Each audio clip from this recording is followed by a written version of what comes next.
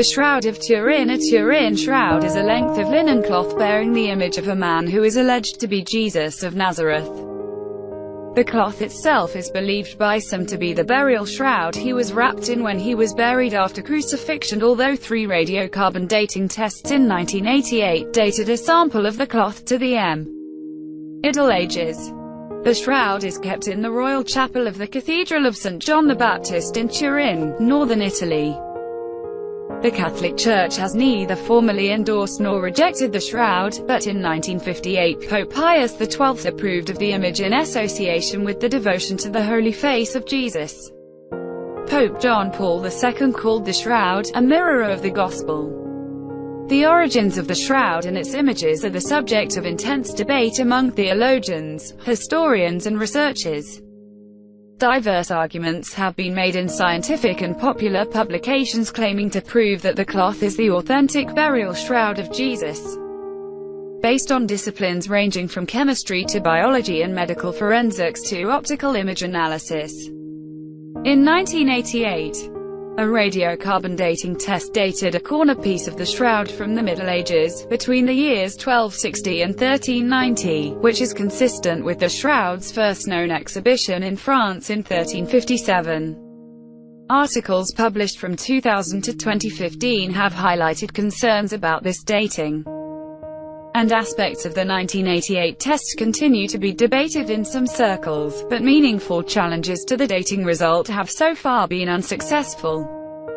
According to Christopher Ramsey of the Oxford Radiocarbon Accelerator Unit in 2011, there are various hypotheses as to why the dates might not be correct, but none of them stack up. The image on the shroud is much clearer in black and white negative than in its natural sepia color. And this negative image was first observed in 1898 on the reverse photographic plate of amateur photographer Secondo Pia, who was allowed to photograph it while it was being exhibited. A variety of methods have been proposed for the formation of the image, but the actual method used has not yet been conclusively identified. Despite numerous investigations and tests, the status of the Shroud of Turin remains murky, and the nature of the image and how it was fixed on the cloth remain puzzling. The shroud continues to be both intensely studied and controversial.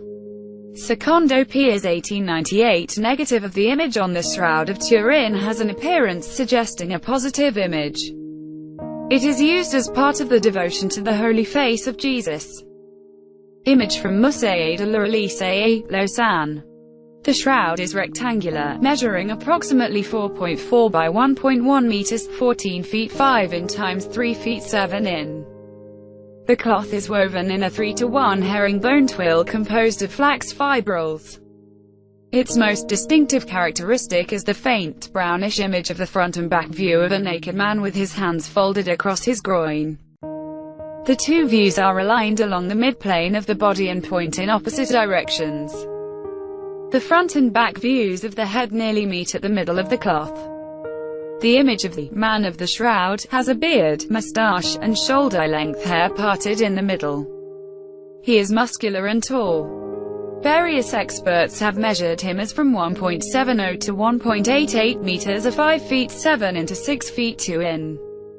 Reddish-brown stains are found on the cloth, showing various wounds that, according to proponents, correlate with the yellowish image, the pathophysiology of crucifixion, and the biblical description of the death of Jesus.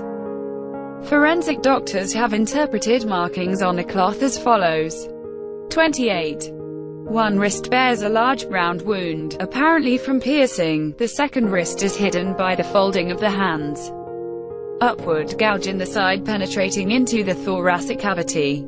Small punctures around the forehead and scalp. Scores of linear wounds on the torso and legs. Swelling of the face. Streams of blood down both arms. The details of the image on the shroud are not easily seen with the naked eye, but they can be more clearly revealed through photography. In May 1898, Italian photographer Secondo Pia was allowed to photograph the shroud. He took the first photograph of the shroud on the 28th of May 1898. Pia was startled by the visible image of the negative plate, implying that the shroud is effectively a negative of some kind. 28. Pierre was at first accused of doctoring his photographs, but he was vindicated in 1931 when another photographer, Giuseppe Henry, photographed the shroud and obtained results similar to Pierre's. In 1978, ultraviolet photographs were taken of the shroud. The shroud was damaged in a fire in 1532 in the chapel in Chambéry, France. There are some burn holes and scorched areas down both sides of the linen caused by contact with molten silver during the fire that burned through it in places while it was folded. 14 large triangular patches and 8 smaller ones were sewn onto the cloth by Paul Clare nuns to repair the damage. History. Main article. History of the Shroud of Turin. The historical records for the shroud can be separated into two time periods: before 1390 and from 1390 to the present. Prior to 1390 there are some similar images such as the Prayer Codex. However, what is claimed by some to be the image of a shroud on the Prayer Codex has crosses on one side, an interlocking step pyramid pattern on the other, and no image of Jesus. Critics point out that it may not be a shroud at all, but rather a rectangular tombstone, as seen on other sacred images. The text of the Codex also fails to mention a miraculous image on the Codex shroud. It is often mentioned that the first certain historical record dates from 1353 or 1357. However, the presence of the Turin shroud in Liry, France, is only undoubtedly attested in 1390 when Bishop Pierre d'Arcis wrote a memorandum to Antipope Clement VII, stating that the shroud was a forgery and that the artist had confessed. Historical records seem to indicate that a shroud bearing an image of a crucified man existed in the small town of Liry around the years 1353 to 1357 in the possession of a French knight, Geoffroy de Charny, who died at the Battle of Poitiers in 1356. However, the correspondence of this shroud in Liry with the shroud in Turin and its very origin has been debated by scholars and lay authors, with statements of forgery attributed to artists born a century apart. Some contend that the Liry shroud was the work of a confessed forger and murderer. There are no definite historical records concerning the particular shroud currently at Turin Cathedral prior to the 14th century. A burial cloth, which some historians maintain was the shroud, was owned by the Byzantine emperors but disappeared during the sack of Constantinople in 1204. Although there are numerous reports of Jesus's burial shroud, or an image of his head, of unknown origin, being venerated in various locations before the 14th century, there is no historical evidence that these refer to the shroud currently at Turin Cathedral. The Pilgrim Medallion of Liry, before 1453, drawing by Arthur Forget, 1865. The history of the shroud from the 15th century is well recorded. In 1453 Margaret de Charny deeded the shroud to the House of Savoy. In 1578 the shroud was transferred to Turin. Since the 17th century the shroud has been displayed, e.g. in the chapel built for that purpose by Guarino Guarini, and in the 19th century it was first photographed during a public exhibition. In 1532, the shroud suffered damage from a fire in a chapel of Chambéry, capital of the Savoy region, where it was stored. A drop of molten silver from the reliquary produced a symmetrically placed mark through the layers of the folded cloth. Paul Clare nuns attempted to repair this damage with patches. In 1578 Emmanuel Philibert, Duke of Savoy, ordered the cloth to be brought from Chambéry to Turin, and it has remained at Turin ever since. Repairs were made to the shroud in 1694 by Sebastian Valfray to improve the repairs of the Paul Clare nuns. Further repairs were made in 1868 by Clotilde of Savoy. The shroud remained the property of the House of Savoy until 1983, when it was given to the Holy See. A fire, possibly caused by arson, threatened the shroud on the 11th of April 1997. In 2002, the Holy See had the shroud restored. The cloth backing and 30 patches were removed, making it possible to photograph and scan the reverse side of the cloth, which had been hidden from view. A faint part image of the body was found on the back of the shroud in 2004. The shroud was placed back on public display, the 18th time in its history, in Turin from the 10th of April to the 23rd of May 2010, and according to church officials, more than 2 million visitors came to see it. On Holy Saturday, the 30th of March 2013, pictures of the shroud were streamed on various websites as well as on television for the first time in 40 years. Roberto Gottardo of the Diocese of Turin stated that for the first time ever they had released high-definition images of the shroud that can be used on tablet computers and can be magnified to show details not visible to the naked eye.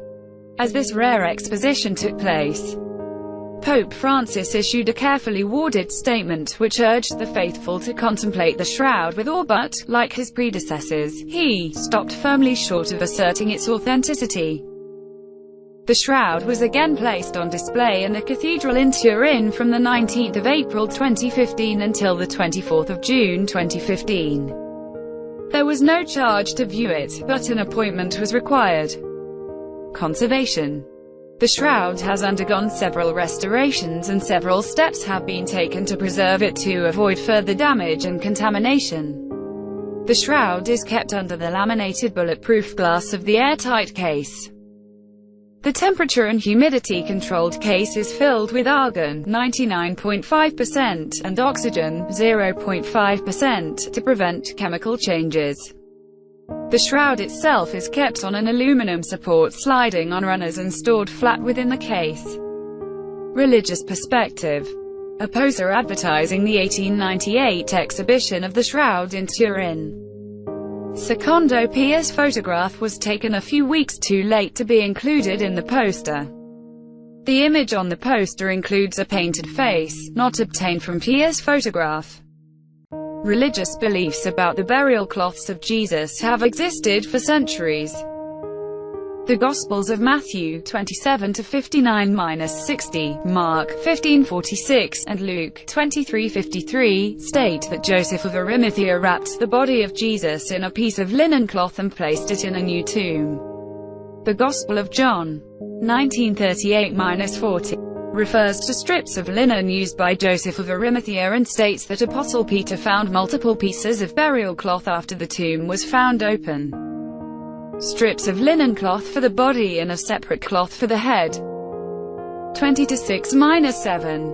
The Gospel of the Hebrews, a 2nd century manuscript, states that Jesus gave the linen cloth to the servant of the priest. Although pieces said to be of burial cloths of Jesus are held by at least 4 churches in France and 3 in Italy, none has gathered as much religious following as the Shroud of Turin. The religious beliefs and practices associated with the shroud predate historical and scientific discussions and have continued in the 21st century. Although the Catholic Church has never passed judgment on its authenticity. An example is the Holy Face medal bearing the image from the shroud, worn by some Catholics. Indeed, the Shroud of Turin is respected by Christians of several traditions, including Baptists, Catholics, Lutherans, Methodists, Orthodox, Pentecostals, and Presbyterians. John Calvin. In 1543, John Calvin, in his treatise on relics, wrote of the shroud, which was then at Nice. It was moved to Turin in 1578. How is it possible that those sacred historians, who carefully related all the miracles that took place at Christ's death, should have omitted to mention one so remarkable as the likeness of the body of our Lord remaining on its wrapping sheet, in an interpretation of the Gospel of John 20-6-7, Calvin concluded that strips of linen were used to cover the body, excluding the head, and a separate cloth to cover the head. He then stated that, either St. John is a liar, or else anyone who promotes such a shroud is convicted of falsehood and deceit. Devotions. Although the shroud image is currently associated with Catholic devotions to the Holy Face of Jesus, the devotions themselves predate Secondo Pia's 1898 photograph. Such devotions had been started in 1844 by the Carmelite nun Marie of St. Peter. based on pre-crucifixion pictures associated with the Veil of Veronica, and promoted by Leo Dupont, also called the Apostle of the Holy Face. In 1851, Leo Dupont formed the Arch-Confraternity of the Holy Face in Tours, France, well before Secondo Pia took the photograph of the shroud. Miraculous image. 17th-century Russian icon of the Mandal Lion by Simon Ushakov. The religious concept of the miraculous Akerapoietin has a long history in Christianity, going back to at least the 6th century. Among the most prominent portable early Akerapoieta are the image of Camuliana and the Mandal Lion or image of Edessa. Both painted icons of Christ held in the Byzantine Empire are now generally regarded as lost or destroyed, as is the Hodengetria image of the Virgin. Other early images in Italy, all heavily and unfortunately restored, that have been revered as Akerapoieta now have relatively little following, as attention has focused on the shroud. Proponents for the authenticity of the Shroud of Turin argue that empirical analysis and scientific methods are insufficient for understanding the methods used for image formation on the shroud, believing that the image was miraculously produced at the moment of resurrection. Some proponents have argued that the image on the shroud can be explained with scientific evidence that supports the gospel narrative. John Jackson, a member of STURP, proposed that the image was formed by radiation methods beyond the understanding of current science, in particular via the collapsing cloth onto a body that was radiating energy at the moment of resurrection. However, STURP member Alan Adler has stated that Jackson's theory is not generally accepted as scientific, given that it runs counter to the laws of physics. In 1989, physicist Thomas Phillips speculated that the shroud image was formed by neutron radiation due to a miraculous bodily resurrection. Vatican position. Anti-Pope Clement VII refrained from expressing his opinion on the shroud, however, subsequent popes from Julius II on took its authenticity for granted.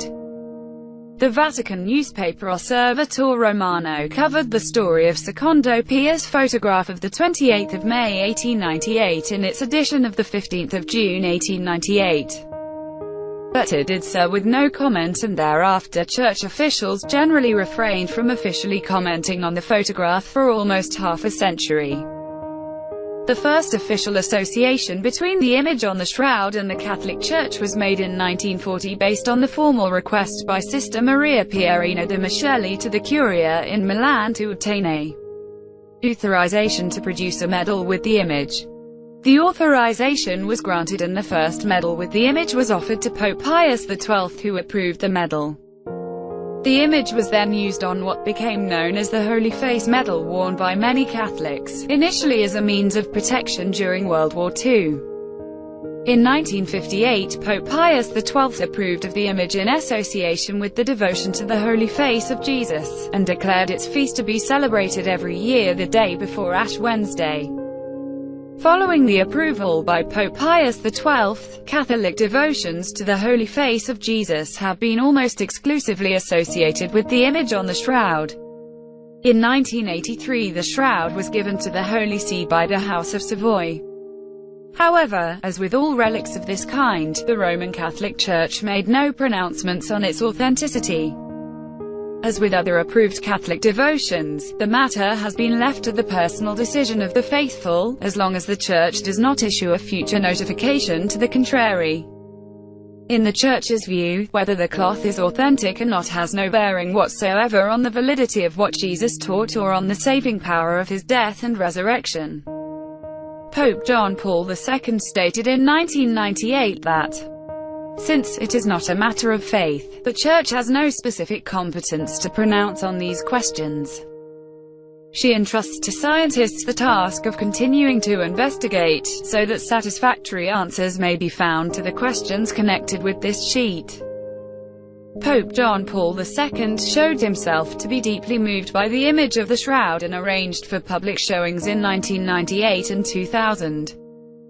In his address at the Turin Cathedral on Sunday 24 May 1998, the occasion of the 100th year of Secondo Pia's 28 May 1898 photograph, he said, The shroud is an image of God's love as well as of human sin. Closing square bracket. The imprint left by the tortured body of the crucified one, which attests to the tremendous human capacity for causing pain and death to one's fellow man, stands as an icon of the suffering of the innocent in every age. In 2000, Cardinal Ratzinger, later to become Pope Benedict XVI, wrote that the Shroud of Turin is a truly mysterious image, which no human artistry was capable of producing. In some inexplicable way, it appeared imprinted upon cloth and believed to show the true face of Christ, the crucified and risen Lord, in June 2008. 3 years after he assumed the papacy, Pope Benedict announced that the shroud would be publicly displayed in the spring of 2010, and stated that he would like to go to Turin to see it along with other pilgrims. During his visit in Turin on Sunday, 2 May 2010, Benedict described the Shroud of Turin as an extraordinary icon, the icon of Holy Saturday, closing square bracket, corresponding in every way to what the Gospels tell us of Jesus, an icon written in blood, the blood of a man who was scourged, crowned with thorns, crucified, and whose right side was pierced. The Pope said also that in the Turin shroud, we see, as in a mirror, our suffering and the suffering of Christ. On 30 May 2010, Benedict XVI beatified Sister Maria Pierina de Micheli, who coined the Holy Face Medal, based on Secondo Pia's photograph of the shroud. On 30 March 2013, as a part of the Easter celebrations, there was an extraordinary exposition of the shroud in the Cathedral of Turin. Pope Francis recorded a video message for the occasion, in which he described the image on the shroud as this icon of a man, and stated that the man of the shroud invites us to contemplate Jesus of Nazareth. In his carefully worded statement, Pope Francis urged the faithful to contemplate the shroud with awe, but stopped firmly short of asserting its authenticity. During his weekly general audience on 5 November 2014, Pope Francis announced he would go on a pilgrimage to Turin on 21 June 2015, to pray before, venerate the Holy Shroud and honor St. John Bosco on the bicentenary of his birth. Claims of Maria Valtorta. On 20 February 1944, the Italian mystic, Maria Valtorta, allegedly dictated the words of Jesus commenting on the shroud. In the dictation, Jesus attributes the creation of the shroud image to severe kidney trauma. As the kidneys were unable to function correctly, an accumulation of urea occurred, causing uremic intoxication. The reagent then oozed from the skin, fixing the impression on the cloth. Scientific perspective. Station Biologum de Roscoff in Brittany, France, where the first scientific analysis of the photographs of the shroud was performed by Yves Delage in 1902. The term syndenology, from the Greek sigma iota nu delta omega nu, syndon, the word used in the Gospel of Mark, 1546, to describe the type of the burial cloth of Jesus, is used to refer to the formal study of the shroud.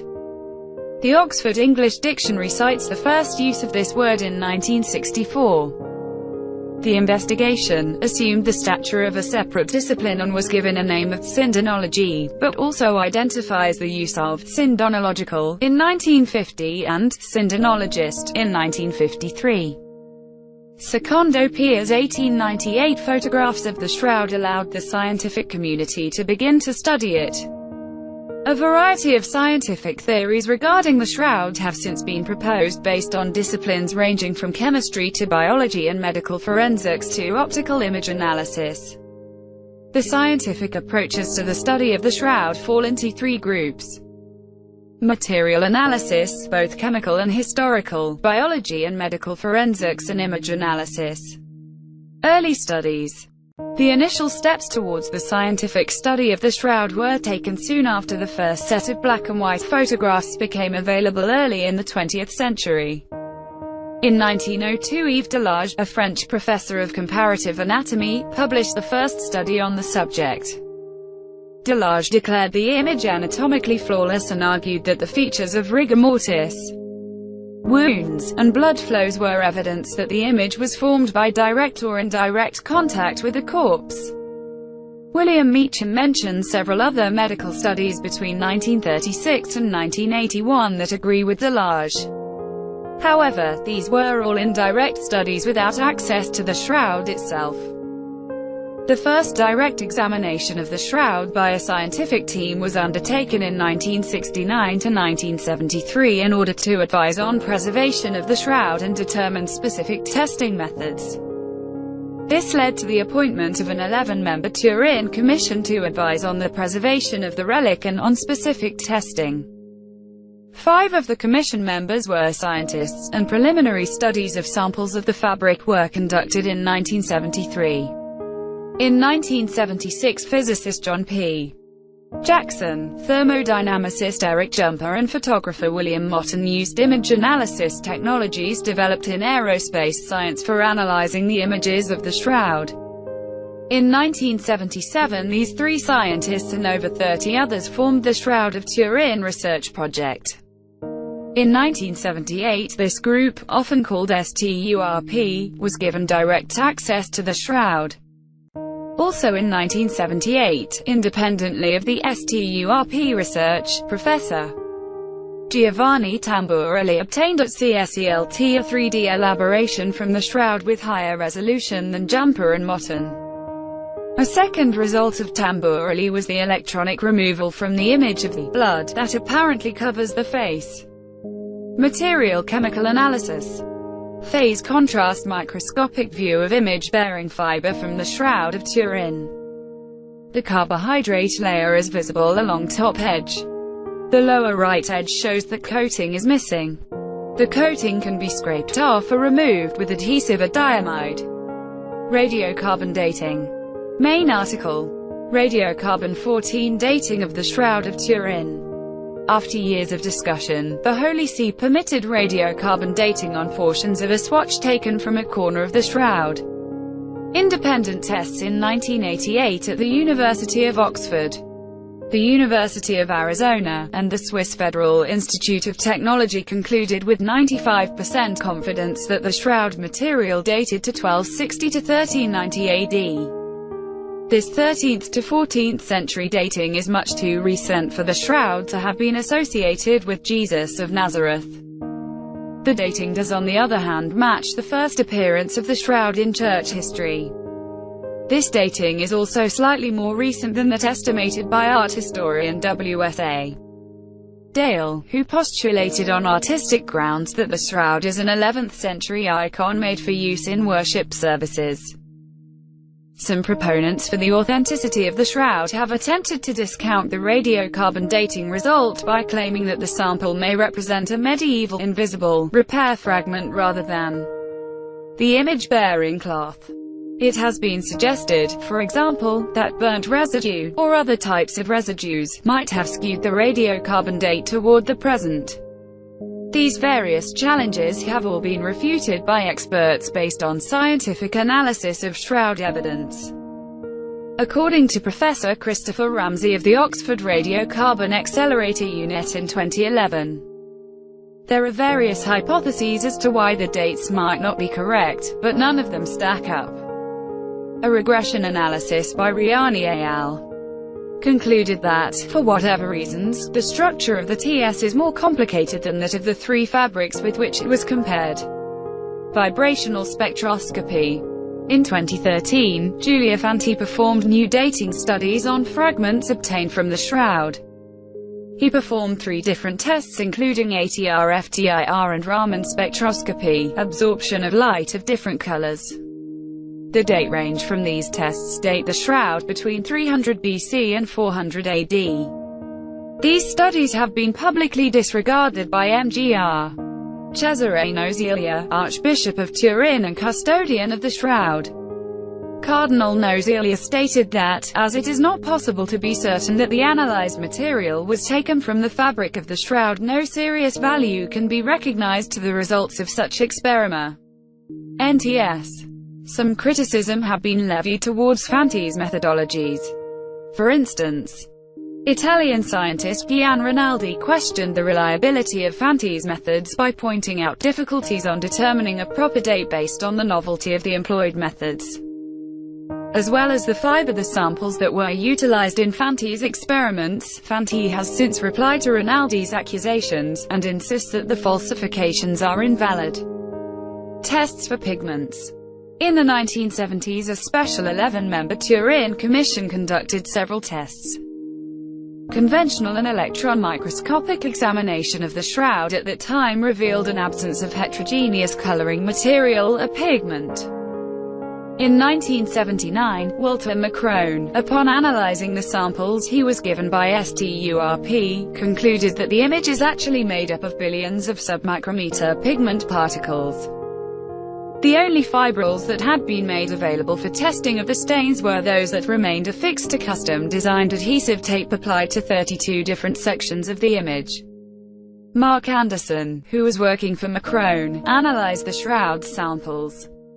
100. In his book, Ray Rogers states that Anderson, who was Macrone's Raman microscopy expert, observed that the samples acted as organic material when he subjected them to the laser. But Macrone refused to accept the observation, for he wanted the conclusion that the image was painted with hematite.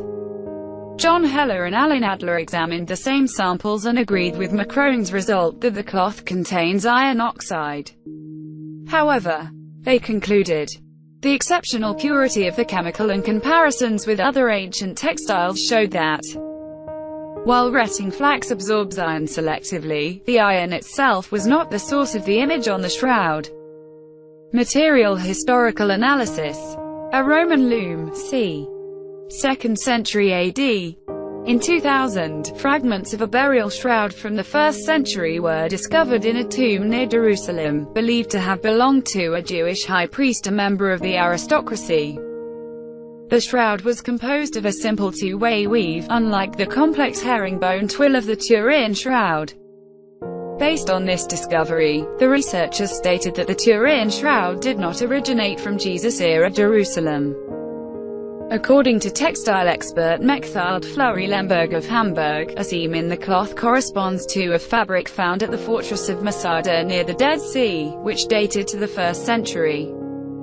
The weaving pattern, 3-to-1 twill, is consistent with 1st century Syrian design, according to the appraisal of Gilbert Reyes of the Ghent Institute of Textile Technology in Belgium. Fleury-Lemberg stated, the linen cloth of the Shroud of Turin does not display any weaving or sewing techniques which would speak against its origin as a high-quality product of the textile workers of the 1st century. In 1999, Mark Gushan investigated the relationship between the shroud and the Sudarium of Oviedo, believed to be the cloth that covered the head of Jesus in the Gospel of John 20-6-7, and thereafter retrieved when Jesus' tomb was found to be empty. The Sudarium is reported to have type AB blood stains. Gushan concluded that the two cloths covered the same head at two distinct, but close moments of time. Avinome Danin, see below, concurred with this analysis, adding that the pollen grains in the Sudarium match those of the shroud. Skeptics criticize the polarized image overlay technique of Gushan and suggest that pollen from Jerusalem could have followed any number of paths to find its way to the Sudarium.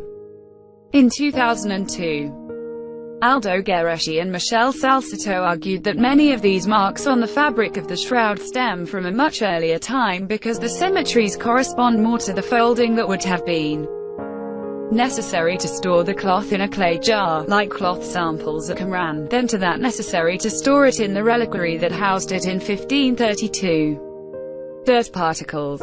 A piece of travertine.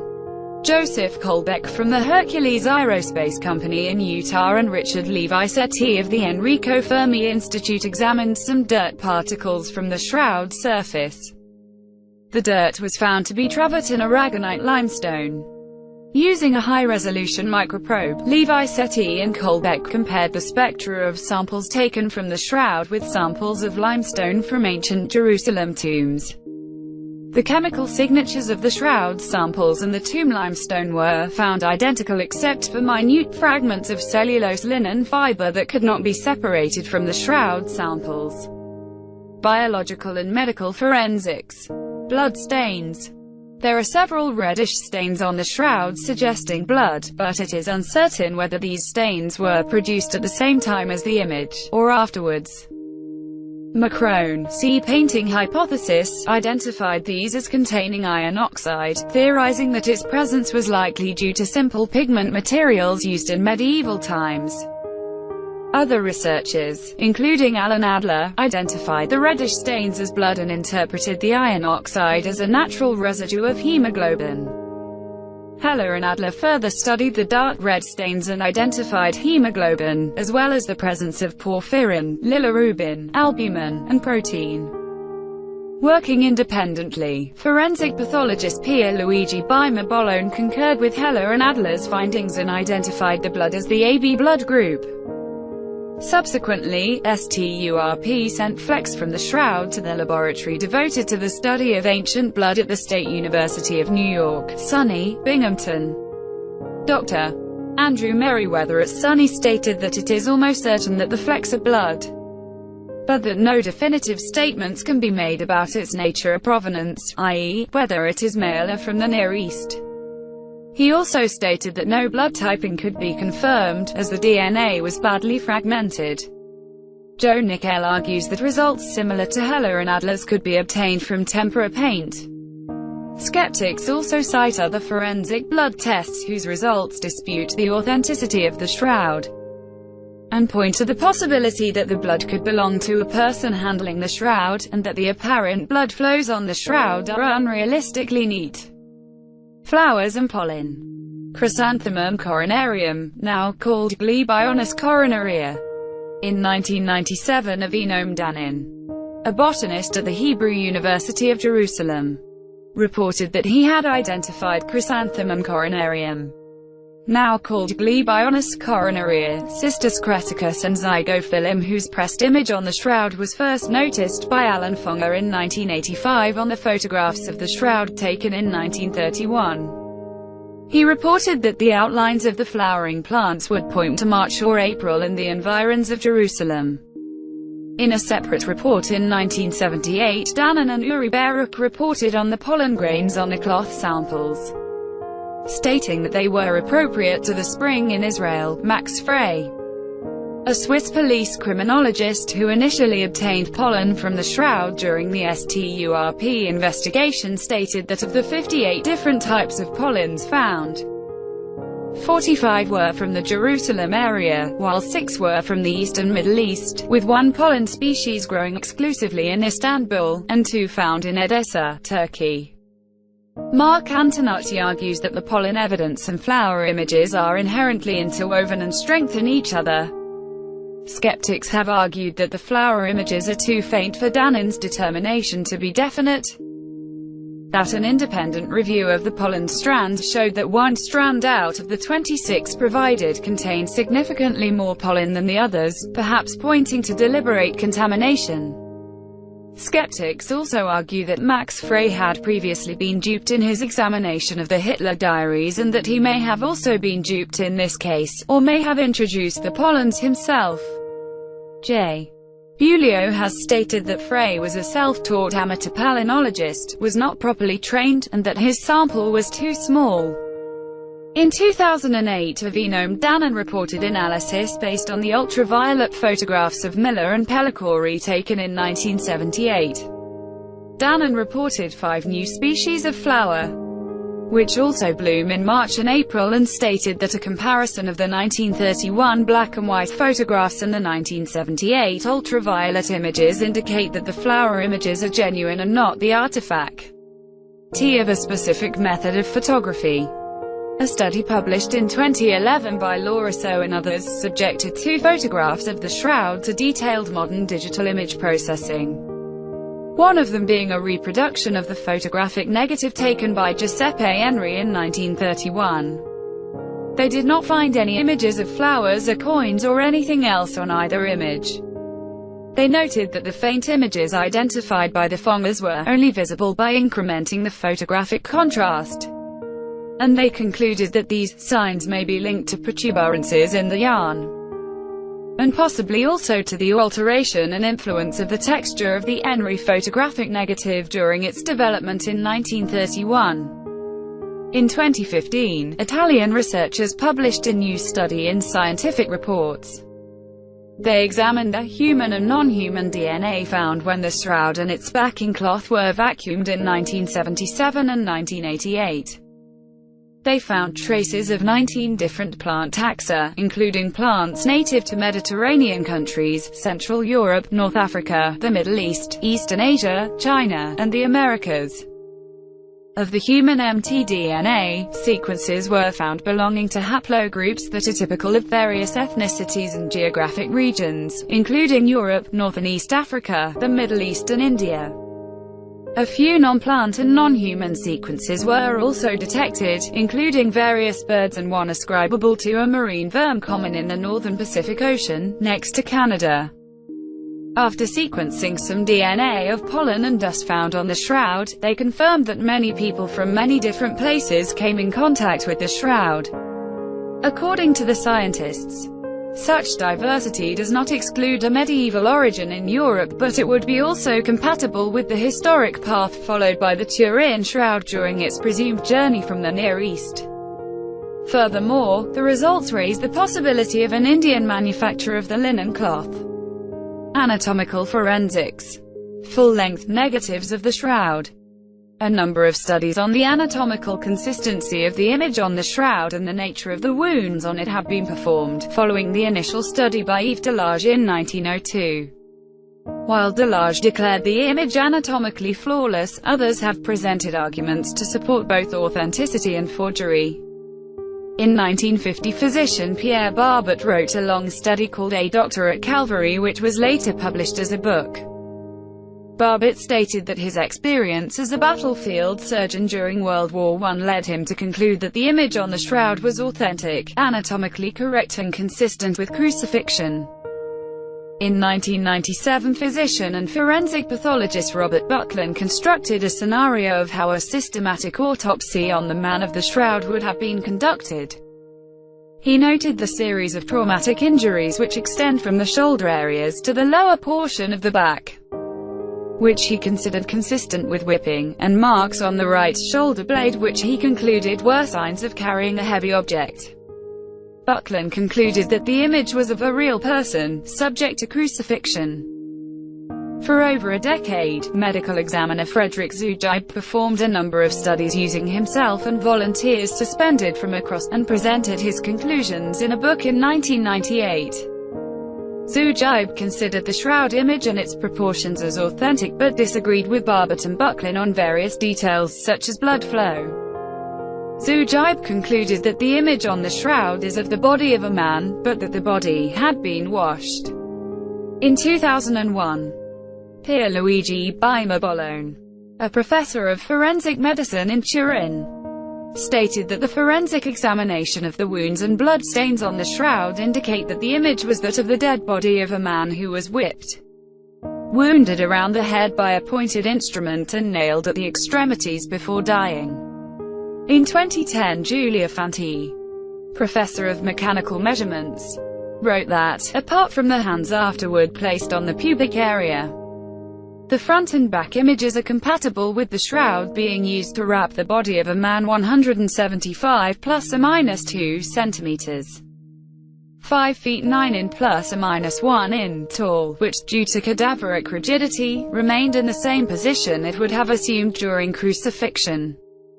Artist Isabel Pixik stated in 1995 that while a general research opinion sees a flatly reclining body on the shroud, the professional figurative artist can see substantial differences from a flatly reclining position. She stated that the professional arts cannot find discrepancies and distortions in the anatomy of the shroud man.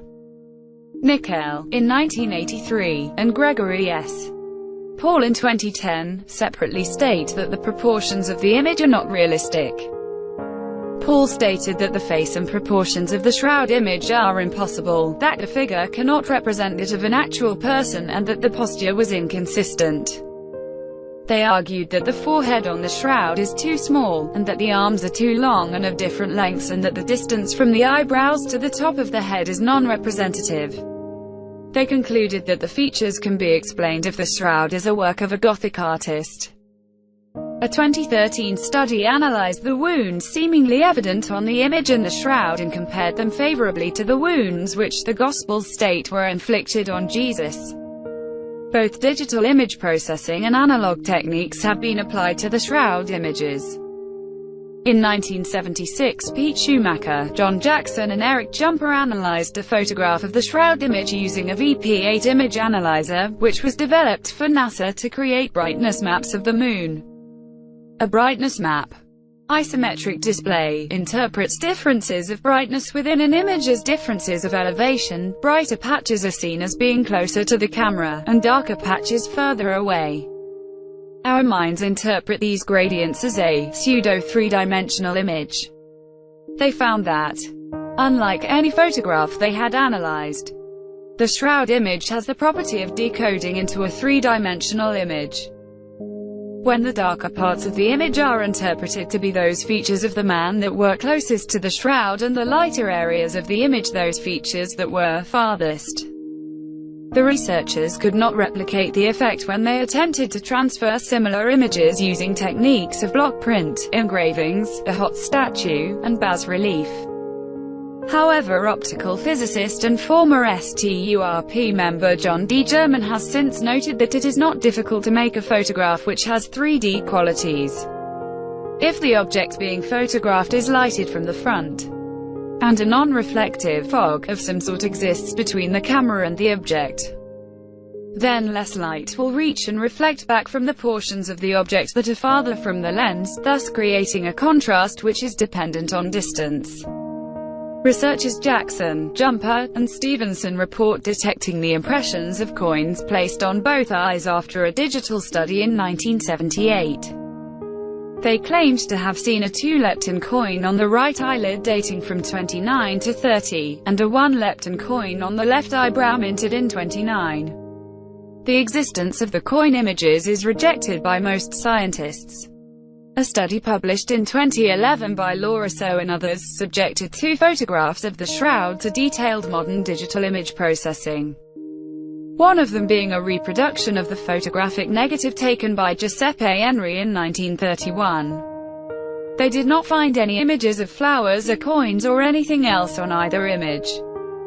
They noted that the faint images identified by the finders were only visible by incrementing the photographic contrast.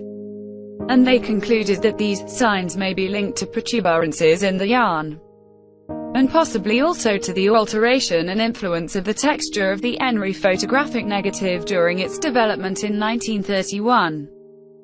In 2004, in an article in Journal of Optics, Fanti and Maggiolo reported finding a faint second face on the backside of the cloth, after the 2002 restoration. The front image of the Turin shroud, 1.95 meters long, is not directly compatible with the back image, 2.02 meters long. Text of death certificate. A late 19th century photograph of the chapel of the shroud. In 1979, Greek and Latin letters were reported as written near the face. These were further studied by André Marion, professor at the École Supérieure d'Optique, and his student Anne-Laurie Courage, in 1997. Subsequently, after performing computerized analysis and microdensitometer studies, they reported finding additional inscriptions, among them INNECEM, a shortened form of Latin, in the semibus, you will go to death, NNAZAPE, NNUS Nazarene, IHSOY, Jesus, and IC.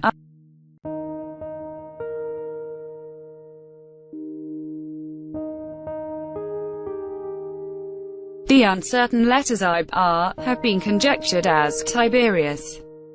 149. Linguist Mark Gushan disputed the reports of Marion and Courage. He stated that the inscriptions made little grammatical or historical sense and that they did not appear on the slides that Marion and Courage indicated.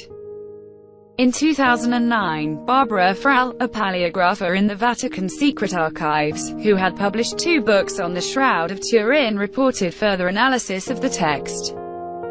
In her books, Frall had stated that the shroud had been kept by the Templars after 1204. In 2009, Frall stated that it is possible to read on the image the burial certificate of Jesus the Nazarene, or Jesus of Nazareth, imprinted in fragments of Greek, Hebrew, and Latin writing. Frall stated the text on the shroud reads, "In the year 16 of the reign of the Emperor Tiberius, Jesus the Nazarene, taken down in the early evening after having been condemned to death by a Roman judge because he was found guilty by a Hebrew authority, is hereby sent for burial with the obligation of being consigned to his family only after 1 full year, since Tiberius became emperor after the death of Octavian Augustus in AD 14. The 16th year of his reign would be within the span of the years AD 30 to 31. Frall's methodology has been criticized, partly based on the objection that the writings are too faint to see. Dr. Antonio Lombati, an Italian historian, rejected the idea that the authorities would have bothered to tag the body of a crucified man. He stated that, "It's all the result of imagination and computer software." A study by Laura Soe al. subjected 2 photographs of the shroud to digital image processing, one of them being a reproduction of the photographic negative taken by Giuseppe Enri in 1931. They did not find any signs, symbols or writing on either image, and noted that these signs may be linked to protuberances in the yarn, as well possibly as to the alteration and influence of the texture of the Enri photographic negative during its development in 1931. Hypotheses on image origin. Many hypotheses have been formulated and tested to explain the image on the shroud. According to pro-authenticity authors Baldacchini and Fanti, the body image of the Turin shroud has not yet been explained by traditional science, so a great interest in a possible mechanism of image formation still exists. A conclusion also supported by Philip Ball. Painting and pigmentation. The technique used for producing the image is, according to W. Macrone, already described in a book about medieval painting published in 1847 by Charles Locke Eastlake, Methods and Materials of Painting of the Great Schools and Masters. Eastlake describes in the chapter, Practice of Painting generally during the 14th century, a special technique of painting on linen using tempera paint, which produces images with unusual transparent features, which Macrone compares to the image on the shroud. Pro-authenticity journals have declared this hypothesis to be unsound, stating that X-ray fluorescence examination, as well as infrared thermography, did not point out any pigment. It was also found that 25 different solvents, among them water, do not reduce a sponge out the image. The Shroud Center of Colorado argues that paint pigments came from painted copies that were overlaid by artists during the Middle Ages in order to validate them as accurate copies of the shroud.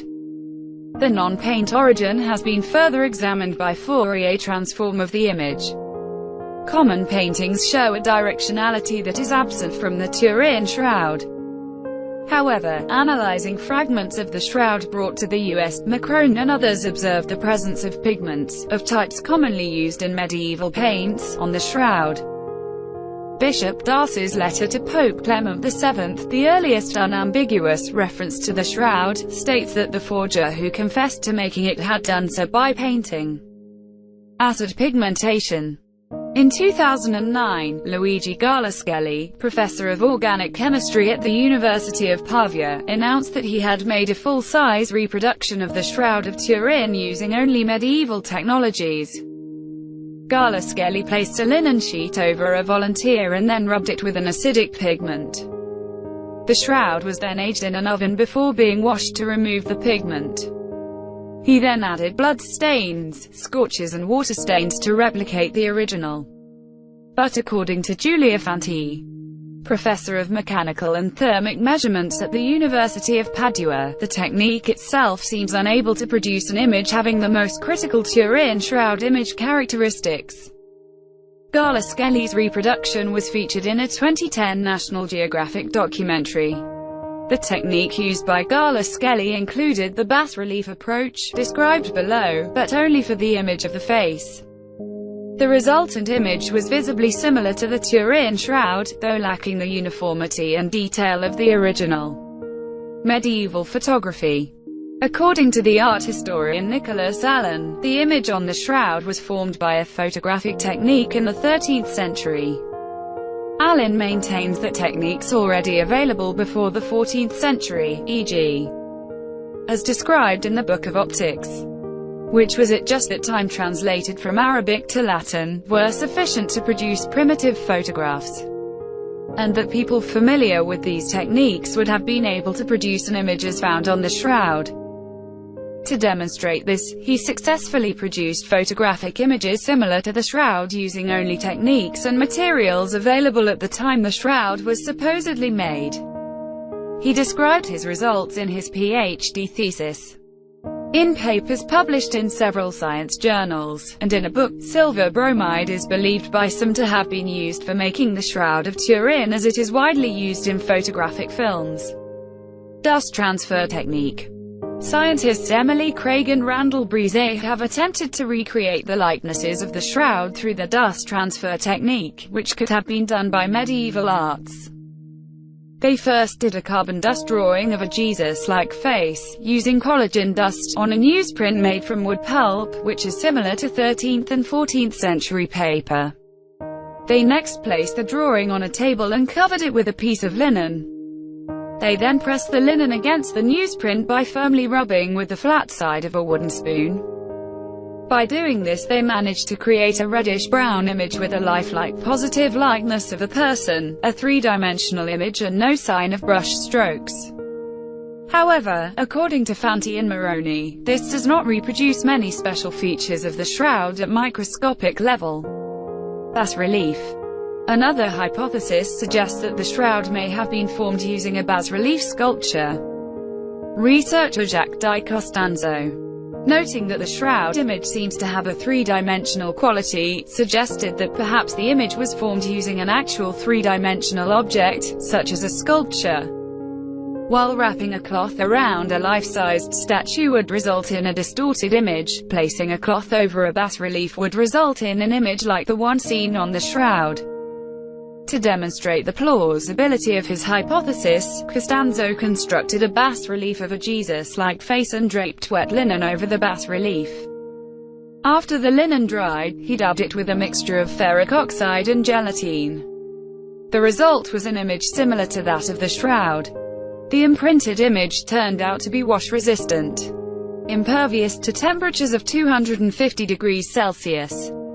482 degrees Fahrenheit, and was undamaged by exposure to a range of harsh chemicals, including bisulfite, which, without the gelatine, would normally have degraded ferric oxide to the compound ferrous oxide. Similar results have been obtained by nickel. Instead of painting, it has been suggested that the bas-relief could also be heated and used to scorch an image onto the cloth. However, researcher Thibaut Heimberger performed some experiments with the scorching of linen, and found that a scorch mark is only produced by direct contact with the hot object, thus producing an all-or-nothing discoloration with no graduation of color as is found in the shroud. According to Fanti and Moroni, after comparing the histograms of 256 different gray levels, it was found that the image obtained with a bas-relief has gray values included between 60 and 256 levels. But it is much contrasted with wide areas of white saturation, levels included between 245 and 256, and lacks of intermediate gray levels, levels included between 160 and 200. The face image on the shroud instead has gray tonalities that vary in the same values field, between 60 and 256, but the white saturation is much less marked and the histogram is practically flat in correspondence of the intermediate gray levels, levels included between 160 and 200. Maillard reaction. The Maillard reaction is a form of non-enzymatic browning involving an amino acid and a reducing sugar. The cellulose fibers of the shroud are coated with a thin carbohydrate layer of starch fractions, various sugars, and other impurities. In a paper entitled The Shroud of Turin, an amino-carbonyl reaction may explain the image formation, Raymond Rogers and Anna Arnoldi propose that amines from a recently deceased human body may have undergone Maillard reactions with this carbohydrate layer within a reasonable period of time, before liquid decomposition products stained or damaged the cloth. The gases produced by a dead body are extremely reactive chemically, and within a few hours, in an environment such as a tomb, a body starts to produce heavier amines in its tissues such as putrescine and cadaverine. However, the potential source for amines required for the reaction is a decomposing body, and no signs of decomposition have been found on the shroud. Rogers also notes that their tests revealed that there were no proteins or bodily fluids on the image areas. Also, the image resolution and the uniform coloration of the linen resolution seem to be incompatible with a mechanism involving diffusion. Alan A. Mills argued that the image was formed by the chemical reaction autooxidation. He noted that the image corresponds to what would have been produced by a volatile chemical if the intensity of the color change were inversely proportional to the distance from the body of a loosely draped cloth. Energy source. Since 1930, several researchers, J. Jackson, G. Fanti, T. Tren, T. Phillips, J.B. Rinaldo and others, endorsed the flashlight irradiation hypothesis. It was suggested that the relatively high definition of the image details can be obtained through the energy source, specifically, protonic, acting from inside. The Russian researcher Alexander Belyakov proposed an intense but short flashlight source, which lasted some hundredths of a second. Some other authors suggest the X-radiation or a burst of directional ultraviolet radiation may have played a role in the formation of the shroud image. From the image characteristics, several researchers have theorized that the radiant source was prevalently vertical. These theories do not include the scientific discussion of a method by which the energy could have been produced. Corona discharge. During restoration in 2002, the back of the cloth was photographed and scanned for the first time.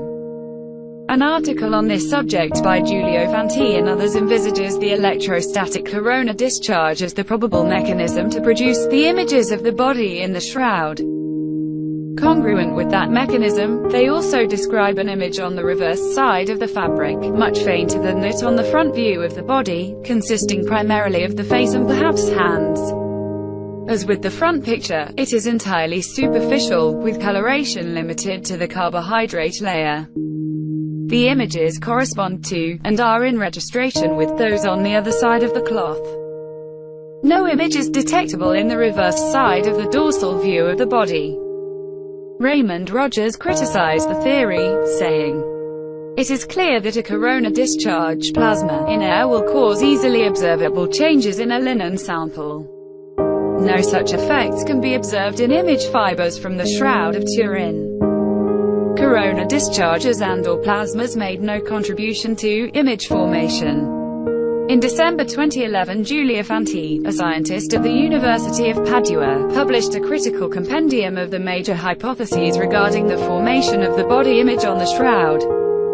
Fanti stated that none of them can completely explain the mysterious image.